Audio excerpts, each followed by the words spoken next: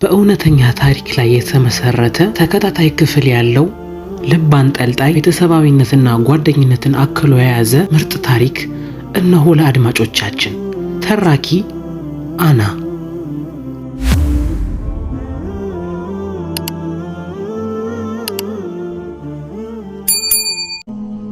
ዕለተ ረቡዕ ሚያዝያ 3 2011 ዓመተ ምህረት ከድሬዳዋ ዩኒቨርሲቲ 11 ሰዓት አካባቢ ነው።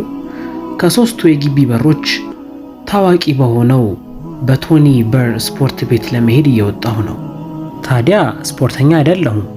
ሰሞኑን የተሰጠኝ ባለው አስተያየት ምክንያት መከራ እያየው ያለውን ሚስኪን የሁለተኛ ዓመት የሜካኒካል ኢንጂነሪንግ ተማሪ ሰውነት ጉዳይ እንጂ ሌላ ምንም አላሳቀቀኝም። ሰው እንዴት ሳይጠየቅ ኮሜንት ይሰጣል? ስትወፍር ምን አገኘህ ወገን እንደዚህ ዱብ ያከልከው እያለ ያሽማጥጥብሃል። ስትከሳ ደግሞ የጎደለህን ይሞላ ይመስል ምን ነው ጎደልክ እንዴ ጠገንገን ወፈርፈር በል እንጂ ወንድ ልጅ በጮማ ነው የሚያምርበት እያለ ኮሜንት ከመስጠት ወደ ኋላ አይልም። ሰው ሲባል ምን አለበት እንደው ላይክ ብቻ አርጎ ቢቀየስ። ሰሞኑን ምን ነው ከሳህ ብሎ ያልጠይቀኝ ሰው ካለ ለዘላለም ይኖር የተባረከም ይሁን። በእነሱ አይን ምክንያት እንደከሳው ማን በነገራቸው። እኔማ የሰው አይን ፈርቼ አስተያየት ቢበዛብኝ ንስሐ ገባሁ። አስቀጥዬም ወደ ስፖርቱ ዓለም ተቀላቀልኩ። አንዳንዴማ አይናቸው ተጎልጎሎ እስኪወጣ ድረስ ስለሚያዩኝ አካሄድ ራሱ ይጠፋብኛል። ወይ ይሄ እንኳን ሳጋንን ነው። ብቻ የሆነ ቀን ብልጭ አለብኝና ለምን ስፖርት አልጀምርም ብዬ ከራሴ ጋር የአስቸኳይ ጊዜ አዋጅ ተሰብሰባ ተቀመጥኩ። እንደ ሀገራችን ሚኒስትሮች እንቅልፍና ማንኮራፋት የበዛበት ስብሰባ እንኳን አልነበረም። ወዲያው ቆፍጠን ያለ ውሳኔ ተወሰነ። ስፖርት መጀመር አለበት ይህ ሰውዬማ የሚል ግልጽ ውሳኔ አይምሮ ያቀረበልኝ። ተቀብዬ ወደ ስፖርት ቤት ላጥላጥ እያልኩ መሄድ። ይኸው ጠንክሬ ተፍ ተፍ ማለት ከጀመርኩኝ ቀናቶች እየተቆጠሩ ነው። ወደ ስፖርት ቤቱ መንገድ እያቀናሁ ሳለ ፊት ለፊት መንገድ ላይ በኔ ስትሬት በጣም የምታምር የቤት መኪና መጣች። መንገድ ልቀቅ ብዬ ትንሽ ወደ ጫፍ ፈቀቅ አልሁ። መኪናዋ ግን እኔ በሄድኩበት ቦታ ኮቴ ለኮቴ የተከተለች ጭራሽ እግሬ ስር ደርሳ ቆመች። በሁኔታው በጣም ተደናግጫለሁ። በዛ ላይም ተናደድኩኝ። የመኪናው ሞተር ብሎ ጠፋ። ወዲያው ከመኪናው ውስጥ በግምት በእኔ ዕድሜ የምትገኝ በጣሙን የምታምር ልጅ ወርዳ ፊት ለፊቴ ቆመች። አይኔ ሲደነግጥ ልቤን በምት ሲያጅበው ያስታውቅብኝ ነበር። መኪናዋን በአይኔ ቃኘት ታድርጊያታለሁ። ብቻዋ እንደሆነችም አረጋግጫለሁ። አይኔን ካየች በኋላ እስኪ ጨንቀኝ ጥብቅ አርጋ አቀፈችኝ። ያልጠበቅኩት ስለነበር የኔ እህት ችግር አለ ሰው ተሳስተሽ እንዳይሆን ስላት በድጋሚ ያየችኝና ጭራሽ ጉንጬን ሳመችኝ። በድርጊቷ ስለተገረምኩኝ እቺ ልጅ ግን ጤነኛ ነች እያልኩኝ ልብ ብዬ ማየት ጀመርኩ። ደግሞ እኮ ከዘር ውጭ አቻት አላቅም። ነገር ግን የሆነ የማቃት የልጅነት መልክ እንዳለባት ግን አይምሮ ይነግረኛል። ነገር ግን በምን ላፍርጠው ላውቃት ሊመጣልኝ አልቻለም። ቀጥላ እጆቼን ስትይዘኝ በቃች ልጅ እኔን የሚመስል ፍቅረኛ አላት ብዬ አሰብኩ። አይኖቿ ውስጥ የሚታየኝ ነገር የፍቅር ስሜት ነው። አይኔ ውስጥ ገብቶ እንባይን አመጣው። ምስኪን ነገር ትመስላለች። ቢሆንም ግን እጄን ለማላቀቅ ሞከርኩኝ። እሷ ግን ይበልጥ ግጥም ማርክ ተያዘች። ግራ ሲገባኝ ይሄ ነገር ፕራንክ ነው እንዴ ብዬ ካሜራ ለማፈላለግ በአንገቴ ዞር አልኩ። ሰፈሩ ግን ያለ ወትሮ ጭር ያለ ነው። ማንም አልነበረበትም። ምን ማድረግ እንዳለብኝ አላወኩም። ግን በጣም ነጨነቀኝ። ሐሳቤ ለሁለት ተከፍሏል። አንደኛው ይሄ ነገር አላማረኝም እንደምንም ብለህ ብታመልጣት ይሻላል በሚለውና ግዴለህ ማውራት እችን የመሰለችን ቡጥ ልጅ ምን ታመጣለች ትንሽ ብቻ ታገስ በሚለው መሃል ምን ቀን ይሁን በይሳት እንዳልፍ የፈረደብኝ ብዬ እጆቼን ከእጆቿ በጉልበት መንትፌ መሮጥ አልከበደኝም። ግን ምን ሆና ምን ፈልጋ ይሁን እንደዚህ ያደረገችኝ የሚለውን ነገር ለማወቅ ፈልጌ ነው። ማንኛውም ጤነኛ ሰው መንገድ ላይ የማያውቀውን ሰው የሆነ ነገር ካልሆነ በስተቀር መቼም እንዲህ አያደርግም። ልጅቷም የሆነ ነገር ብትሆን እንጂ ከመሬት ተነስታ በሰላም ሀገር ለምን እንዲህ ታስጨንቀኛለች? መፋጠጡ ሲደክመኝ የኔ እህት ስምሽ ማን ነው? እንተዋወቃለን ወይ? ከኔ ምንድነው የምትፈልጊው? የሚሉትን ጥያቄዎች አከታተል ያቀረብኩላት። የደነገጠች ትመስላለች። ማለትም እንዴ አታቀኝም እንዴ የሚል አይነት አስተያየት ማለት ነው። ከፊቷ ላይ ያነበብኩት ነገር ቢኖር እንዴት እንዲህ ትለኛለህ የሚል ነው። ቢሆንም ግን እስካሁን አፏ አልተከፈተም። ነገረ ስራዋ ሁሉ ከዚህ ፊት እንደሚያቀኝ አይነት ሆነብኝ። አንዴ ስታቅፈኝ፣ አንዴ ስትስመኝ፣ ከዛ ጉንጬን ስትዳብሰኝ፣ ሌላ ጊዜ ደግሞ ሸሚዜን ስታስተካክልልኝ አይኔን በፍቅር ስትመለከተኝ፣ በቃ በአጠቃላይ የሆነ የፊልም ስክሪፕት አንብቤ የምተውን እየመሰለኝ ነው። እኔ ደግሞ በጭንቀት ልፈነዳ ምንም አልቀረኝም። ቢቸግረኝ በስተመጨረሻ አንድ ውሳኔ ወሰንኩ። እች ልጅ መስማት የተሳናት ናት። ፍቅሯንና አድናቆቷን በተግባር በምልክት ቋንቋ እየገለጸለችልኝ ነው የሚል የመጨረሻ ደረጃ ውሳኔ ደረስኩኝ። ብቻ በጭንቀት ምን ያላሰብኩት ነገር አለ። እሷ ግን እኔን በማግኘቷ ደስ ያላት ትመስላለች። ልክ የእናቱን ጡት እንዳገኘ ጨቅላ ሕፃን እያየችኝ ትቦርቃለች። በማላውቀው ነገር ከማላውቃት ልጅ ጋር ለመጀመሪያ ጊዜ ከ10 ደቂቃ በላይ፣ ለዚያውም ድምጿን ሳልሰማ ቆምኩኝ። ዝምቷ አስፈራኝ። ብታሳዝነኝም ምንም ማድረግ ስላልቻልኩ በቃ የኔ እህት ሰዓት ረፍዶብኛል፣ መሄድ አለብኝ አልኳት። እናም እጆቼን ከእጆቿ እንደምን ማላቀቄ አንድ እርምጃ ሳላነሳ ይህን ሁሉ ደቂቃ ሳታሰማኝ የቆየችውን ድምጿን እንደ ቴዲ አፍሮ አልበም ልክ በቃ ይሄ ሰውዬ ሙዚቃ አቁሞ ገዳብ ገብቷል ብለን ተስፋ እስክንቆርጥ ድረስ ጸጥ እንደሚልንና ከዛም በስተመጨረሻ እንደሚለቅብን አይነት ነገር ሆነ። በስተመጨረሻም ሰምቼው ማላውቀውን ድምጿን ተስፋ ቆርጬ ሲሄድ አሰማችኝ። እውነት ለመናገር ድምጿን ስሰማ ልቤ ለሁለት ነበር የተሰነጠቀው። በጣም የሚያሳዝንና ልብ የሚነካ ዜማ፣ ጥለኸኝ አትሂድ ማንም ሰው የለኝም በሚል በሚያሳዝን ድምፅ ነበር ይህን ድምፅ የሰማሁት። ዞር ብዬ ሳያት እንባዋ ከነዚያ ፀሐይ ከሚመስሉ አይኖቿ እንደ ዶፍ ዝናብ እየወረዱ ነው። አማራጭ አልነበረኝም። ያነሳሁትን አንድ እርምጃ ወደ ቦታው መልሼ ሰላም ነሽ የኔ እህት ብዬ በድጋሚ ተዋወቅኳት። እቅፌ ውስጥ ሆና ስታለቅስ ደረቴ ላይ እንባዋ እንደ ጅረት ይፈስ ነበር። የእሷ እንደዛ ማልቀስ ሲገርመኝ የኔም እንባ ከየት መጣ ሳይባል ጀርባዋ ላይ ዱብ ዱብ እያለ አጃኢብ አስባለኝ። ሌላ ጊዜ እኮ ለለቅሶ ራሱ እንባዬ አይመጣም ነበር። ይሄ ደረቅ ቃል ሳታወጣ ስሜት ማጋባት ትችልበታለች። በጣም እንደተጎዳች ሰው እንደራቃት ታስታውቃለች። ችግሩ ግን የማይሆን ሰው ላይ መውደቋ ነው። እኔ እንኳን የሰው ችግር ልቀርፍ ይቅርና የራሴንም ጉዳይ የራሱ ጉዳይ ብዬ ተውኩኝ ምርጥ ዥልጥ ሰው ነኝ። ምን ማድረግ እንዳለብኝ አላውቅም። ብቻ እንደተቃቀፍን ደቂቃዎች ተቆጠሩ።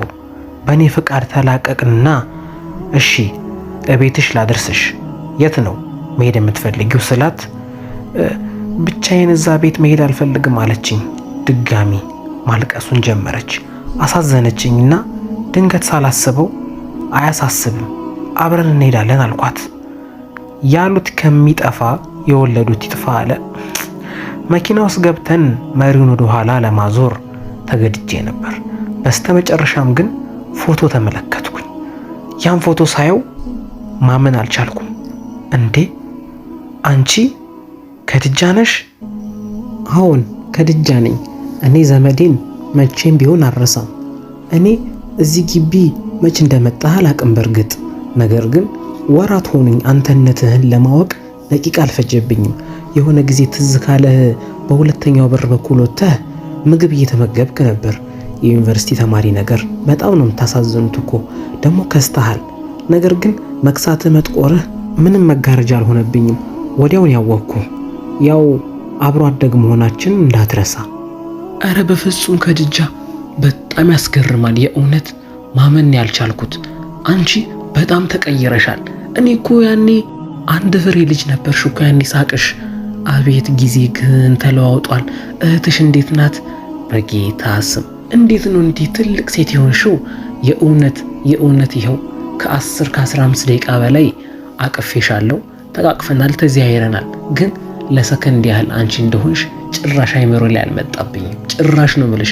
ባይሆን ይሆናል አይደለ በደመ ነፍስ የማቅሽ አይነት ስሜት እየተሰማኝ ነበረ። አቤት ልጅነት ስንቱን አራራቀው። ግን አቤት ይኸው እንደምታየኝ እኔ የድሬዳዋ ዩኒቨርሲቲ ተማሪ ሆኜ ቁጭ ብያለሁ። የእውነት ግን በጣም ነው የገረመኝ። እና ደህና ነሽ? ነይ እስቲ ልቀፍሽ በድጋሚ በማለት መተቃቀፋቸውን ቀጠሉ። ደግሞ ይህን ፎቶ እስካሁን አልጣልሽውም? በጣም ነው የሚያምረው። የልጅነት ወዝሽ ባይዘወይ እዚህ ጋር ግንባርሽ ላይ ያለው ጠባሳን አየሽው? ትዝ ካለሽ ስንጫወት ከዛፍ ላይ ወድቀሽ ነበር እኮ ትንሽ ፍንክት ነገር የተጨመረብሽ። ያው በነገራችን ላይ ያን ቀን ግን ተገርፌያለሁ፣ ያንን እንዳትረሺ። ወይ ከድጃ እና ምን እግር ጣልሽ በእናትሽ? ያው የሆነ ቀን በነገራችን ላይ እዚህ ነው የምንኖረው። ይሄን አታውቅም አይደለ? ምን በወጣኝ አይደለም አንቺን ላቅ እኔ ራሴን ራሱ አላቅም። ከቤተሰቦቼ ከተለየው 2 ዓመት ሆኖኛል። 2 ዓመት ሆኗል እዚህ ዩኒቨርሲቲ ከገባው።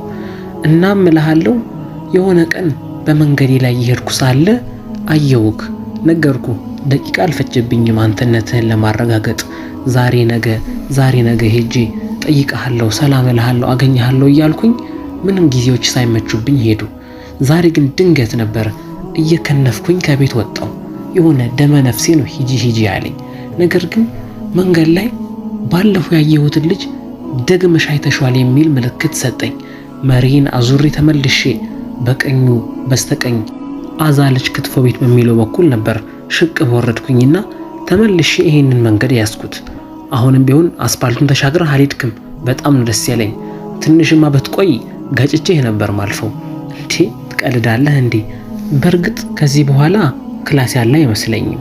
ስለዚህ ወደ ቤት እንሂድና እዛ አረፍ ትላለህ፣ እራትም እንበላለን፣ እንጨዋወታለን። ምን ይመስልሃል? ያው መኪና ውስጥ ገብተን የለ መሪውን ወደ ኋላ አዙራ ሄጄ ወደማላቀው ሰፈር ወሰደች። ድሬዳዋ ከመጣው በዚህ 2 ዓመት ውስጥ እንደዚህ አይነት ቤቶች አይቼም ሰምቼም አላውቅም። ሲመስለኝ የሀብታሞች ወይንም የባለስልጣናት ሰፈር ይመስለኛል።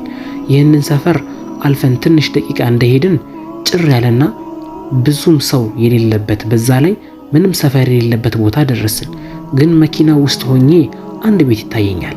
መኪናውን በሩን ፊት ለፊት አቁማ ደርሰናል እንውረድ አለች። የቤቱ አሰራር ኢትዮጵያ ውስጥ ካየዋቸው ለየት ያለና ያልተለመደ አይነት ጥበቃ የለው መሰል። ራሷ የውጭውን በር ከፍታ መኪናዋን ግቢ ውስጥ አቆመችው። እየመሸ ስለሆነ ብዙ ነገር እንደ ልብ አይታይም። ና አትፍራ፣ እንደ ቤትህ እየው ስትለኝ በልቤ ውስጥ አሜን አልኩኝ። እንዲህ አይነት ቤት ስገባ የመጀመሪያዬ ነው። ማን ያውቃል፣ ምናልባትም የመጨረሻዬም ሊሆን ይችላል። ወደ ሳሎን ቤቱ መራችኝ። ሶፋ ላይ እንድቀመጥ በእጇ ጋበዘችኝ።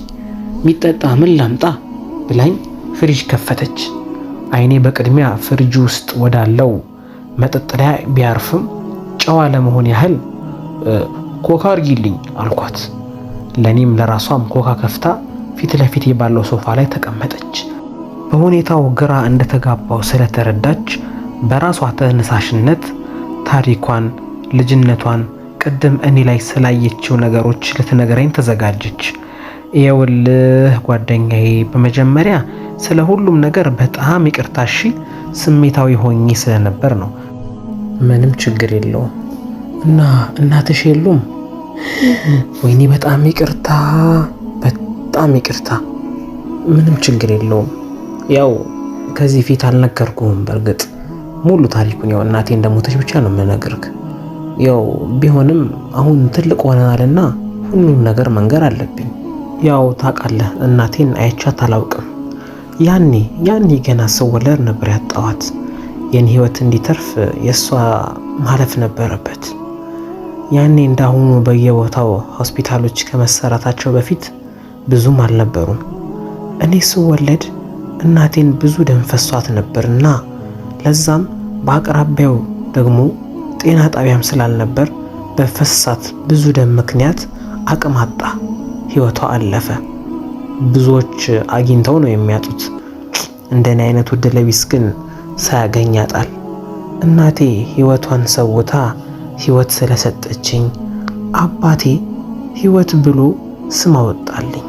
ከድጃ የሚለው መጠሪያዬ ያው ለቀለም መጠሪያዬ ነው። ህይወት ግን አባቴ ሁሌም ቢሆን የሚጠራኝ የግል መጠሪያዬ ነው። ያው ብዙ ጊዜ ሁለት ስም ሲሆንብህ አንተም ግራ ይገባህ ነበር አይደለ? ያው እውነታው ይሄ ነው። የኔ ስም ደግሞ አልጠፋብሽም አይደለ? እንዳትረሹ ተስፋዬ ነው። እሺ እንዴት ልረሳህ እችላለሁ? አይደለም ስምህ፣ መልክህ፣ ጸጉርህ ላይ ፀጉርህ ላይ ያለው ሽበት ከለር ራሱ ሊረሳኝ አይችልም። ታውቃለህ አይደል? በልጅነታችን ገና በህፃንነቱ ሽበት ያለበት ልጅ አንተ ነህ እኮ። ጓደኞቻችን ሰብሰብ ብለው ህፃኑ ሽማግሌ እያሉ ሲያናዱህ ትዝ ይለኛል ስታባራቸው። ያው አባቴን ያሳደገኝ ታውቃለህ። ይሄን የሚገርምህ እናት እንደሌለኝ አንድም ቀን ተሰምቶኝ አያውቅም። እንደ እናትም እንደ አባትም ሆኖ ብቻውን ያሳደገኝ እሱ ነው። አባቴ እንደ አባት ብቻ አይደለም እንደ ጓደኛም ጭምር ነው። ብቻ ተው፣ ከአንድ ነገር ውጭ አንድም ነገር ከልክሎኝና አግድሎብኝ አያውቅም። በነገራችን ላይ አባቴ ስልጣን አግኝቷል። ይህን ታውቃለህ አይደል? ያውም የድሬዳዋ ከተማ ከንቲባነት ነው። በቃ ከንቲባ ስትለኝ በቃ በሆዴ ተስፍሽ ቁርጥህን እወቅ፣ ነገ ወይ ከርቸሌ ወይ ሲኦል ገብተሃል አልኩኝ። ስታወራ አይን አይኔን እያየች ስለነበር እንደፈራው ገብቷት አይዞህ አትጨናነቅ፣ አባቴ እንደምታስበው አስፈሪና ቁጡ ሰው አይደለም። በተቃራኒው ደግ እና አዛኝ ሩህሩህ ነው። ደግሞም ለጊዜው ሀገር ውስጥ ስለሌለ ማንም እዚህ ቤት አይመጣም፣ ፈታ በል ስትለኝ ትንሽም ቢሆን ተረጋጋው እና ታሪኳ እንድትቀጥልልኝ በአይኔ ምልክት ሰጠኋት። እንዳልኩ አባቴ የከተማችን ከንቲባ ነው። በዚህም ምክንያት ብዙ ችግሮች እንደደረሱብኝ ነው። ለጊዜው የሱን እንተውና የኔን ጥቂት ልንገርህ። እስካሁን ድረስ አባቴ ስልጣን ላይ ከመጣ በኋላ ያየሁት ዘመድ፣ ጎረቤት፣ ጓደኛ የለም። ከአባቴ ውጭ ቀርቤ የማውቀው ሰው የለኝም። ብዙ ጊዜ ከቤት ስለማልወጣ ሰውን በአካል ሳይሆን በቴሌቪዥን ነው ማየው። በአጭሩ በብቸኝነት የምሰቃይ ሴት ነኝ። ከአባቴ ጋር ከቅዳሜ ምሽት እስከ እሁድ ሙሉ ቀን አብረን እናሳልፋለን። ከዚያ ውጭ ግን 5ቱን ቀናት ስራ ላይ ነው የሚያሳልፈው። አልፎ አልፎ ደህንነቴን ለማወቅ ካልሆነ በስተቀር እዚህ አይመጣም። በስልክ ግን በየሰዓቱ እናወራለን ማለት ይቻላል። ቢያንስ በቀን 5 ጊዜ እንደዋወላለን። ሰሞኑን ግን ምን እንደሆነብኝ እንጃ ከደወለልኝ ድፍን 3 ቀን ሞላው። አሜሪካን ሀገር አስተካክዬ የሚመጣው ነገር አለኝ ብሎ ነበርና ከ5 ቀን በፊት የሄደው የመጀመሪያዎቹን 2 ቀናት ደውሎልኝ በሰላም አውርተን ነበር። ከዛ በኋላ ግን ስለሱ የማውቀው ምንም ታሪክ የለም። በዚህ ጉዳይ በጣም ተጨንቄያለሁ። እናም ቤቱ ያለ ወትሮ ሊበላኝ ስለደረሰ ነበር ከዚህ ቤት ለመውጣት ያሰብኩትና አንተን ያገኘው። እንደምታውቀው የት መሄድና ምን ማድረግ እንዳለብኝ አላወኩም ነበር። በዛ መሃል ነበር አንተን በመኪና ውስጥ ያየው። ሳይ በቃ ዘመዴን ያገኘው ያህል የተሰማኝ። ለዛም ነው ቅድም እንደዛ ያስለቀስኩ። ብቻዬን እዚህ ቤት ውስጥ ያሳለፍኩት የብቸኝነት ስቃይ ከኔና ከፈጣሪ ውጭ ማንም አያውቅም። በቲቪ ብዙ ፊልሞችን ሳይ ነፃነታቸውን አይቼ ቀናባቸዋለሁ። አባቴ በስራው ምክንያት ስለሚጠነቀቅልኝ ሰራተኛም ዘበኛም የለንም። ከሱ ውጪ ይሄን ቤት የሚያውቀው የለም። በተረፈ መኪና መንዳትና ምግብ ማብሰል አባቴ በስርዓት አስተምሮኛል።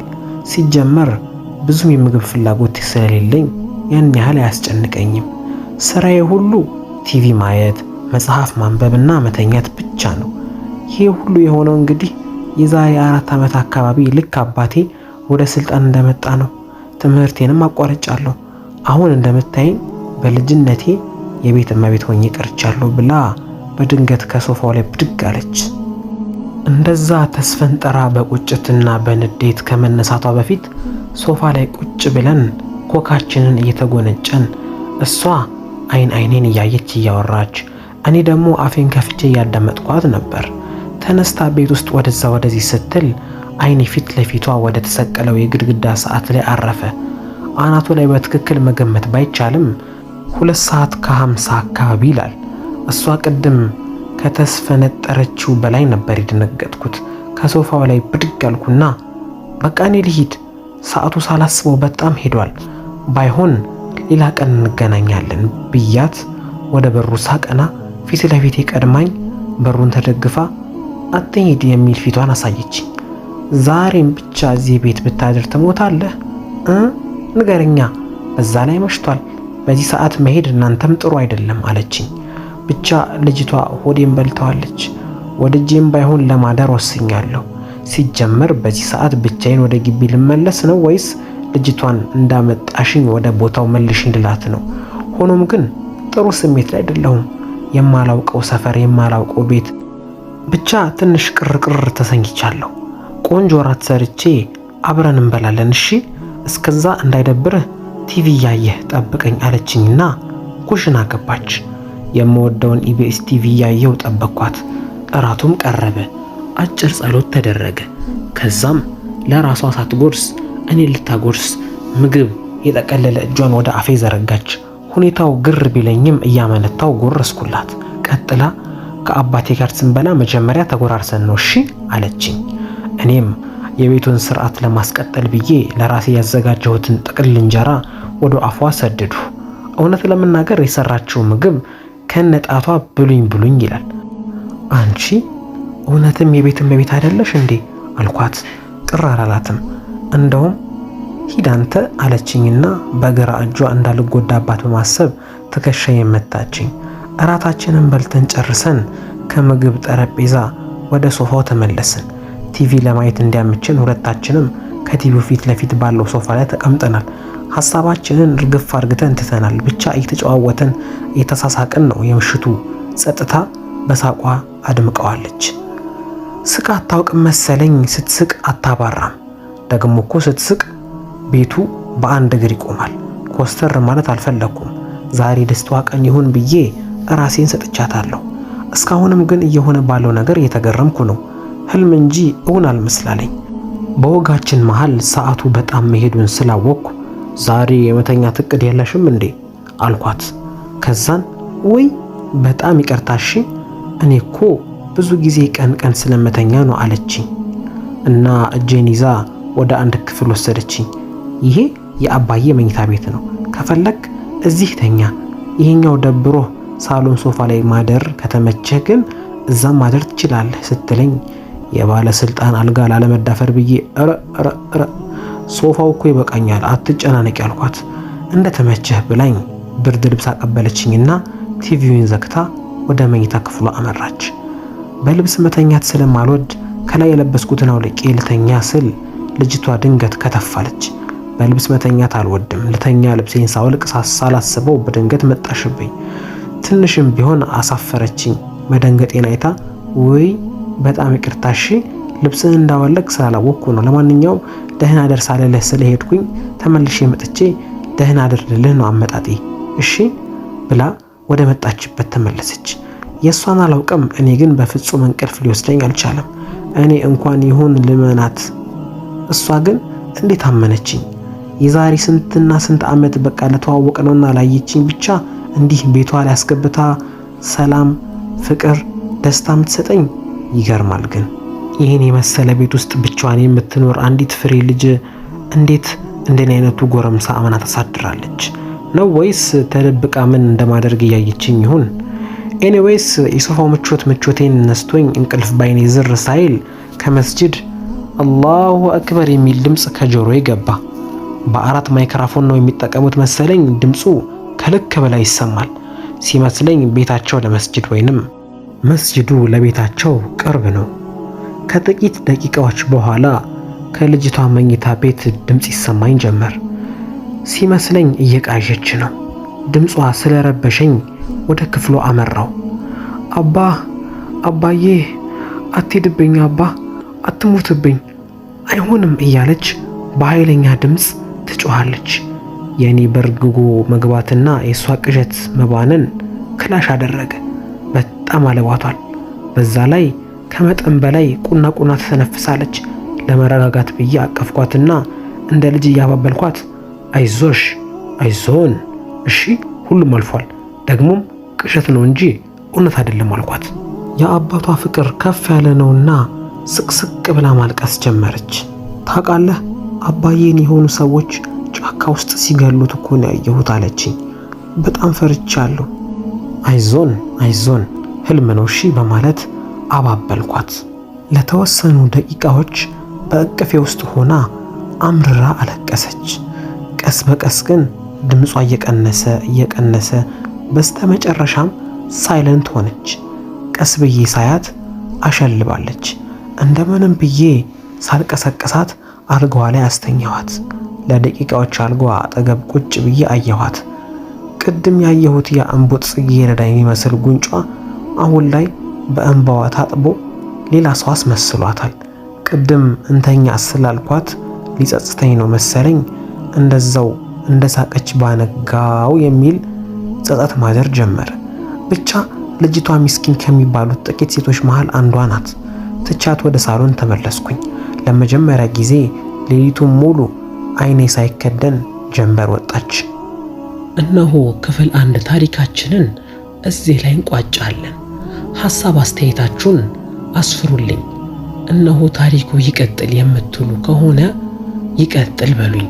ካልተመቻችሁ አይ ይቅር የሚልም ኮሜንት አስቀምጡ። በአስተያየታችሁ መሰረት ቀጣዩን ክፍል